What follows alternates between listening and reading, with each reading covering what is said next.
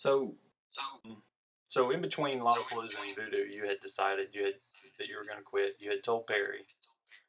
Um, I guess he had shared that with some people, and they were kind of trying to convince you that, oh, Perry's going to take it seriously now. And y'all had, like you said, y'all had a dinner. Yeah. Well, I mean, I don't know if that's what his thinking was, but I mean, he, his manager told me that he wanted to have a dinner with the band, Right. and I said, okay, if he really wants to, I'll do it. But it's not like because I said to him at dinner, I'm saying no again because I I've had all this time to make this decision.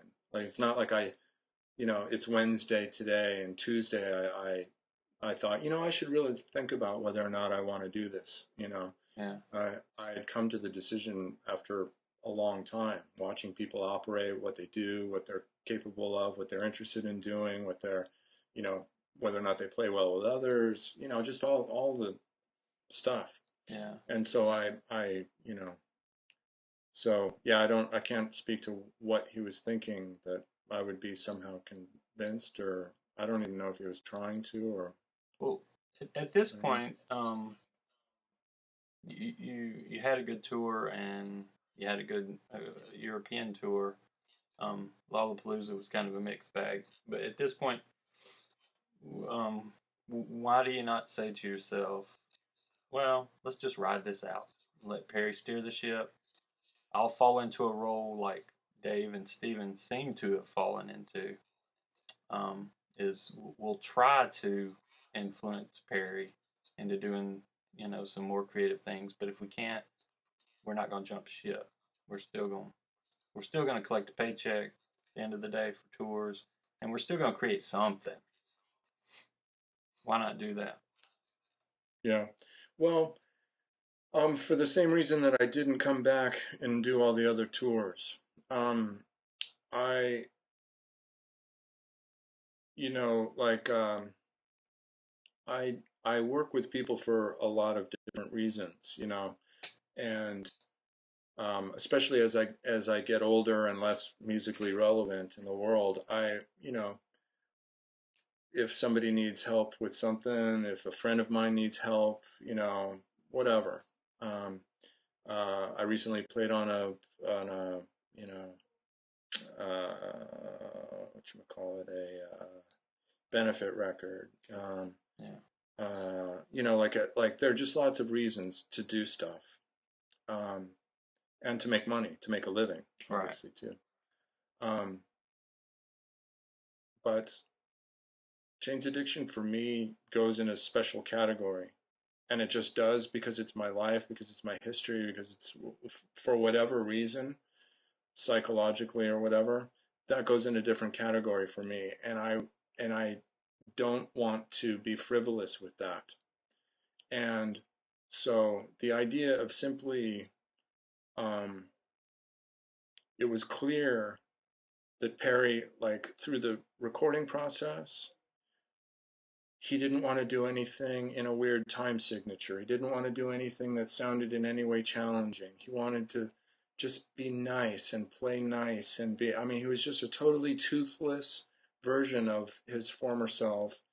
And so I just, because I've gotten quite good over the years, and I wasn't good in Jane's Addiction 1.0, very good at being a lieutenant and knowing my place and being happy to go like, okay, you know what, I, I show up, I play my position, and that's what I do, at the end of the day.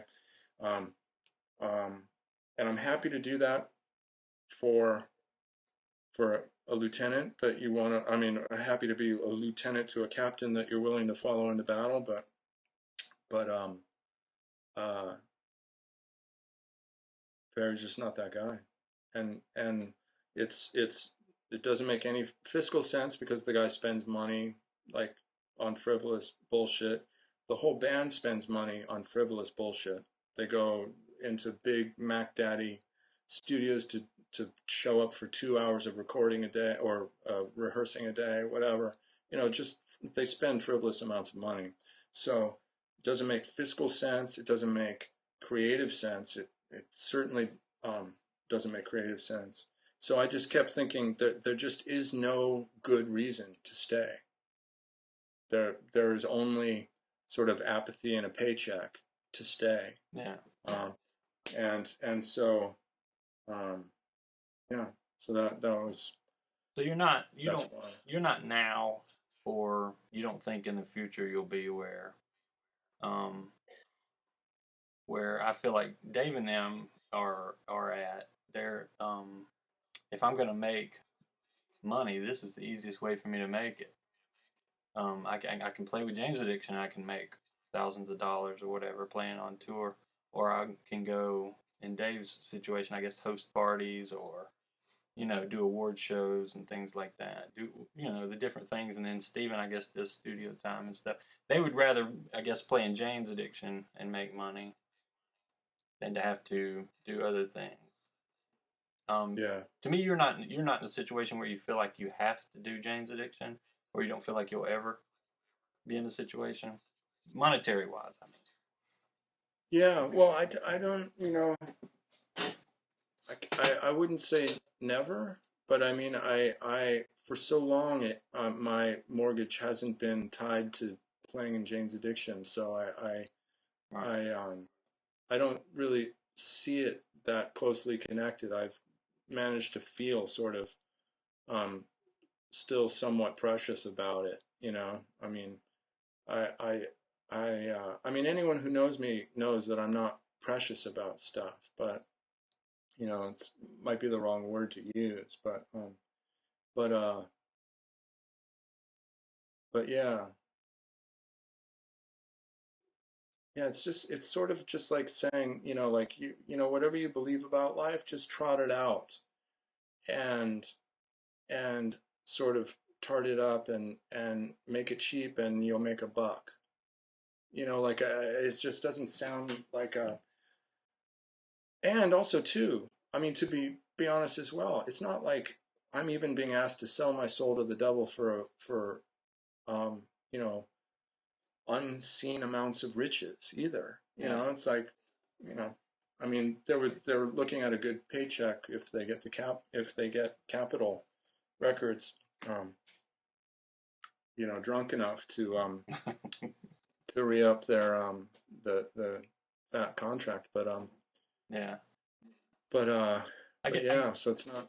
I'm speaking from some people on the in the internet community, or their obvious question is why go play with Alanis? Why go play with Garbage? Or why do these other things if you could play with Janes and be making the same money?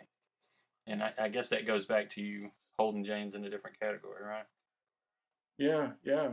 And Alanis was giving me sex, right? and Right. and I love Shirley as a person, so I would do anything to help Cheryl and the boys. Wow. Nice.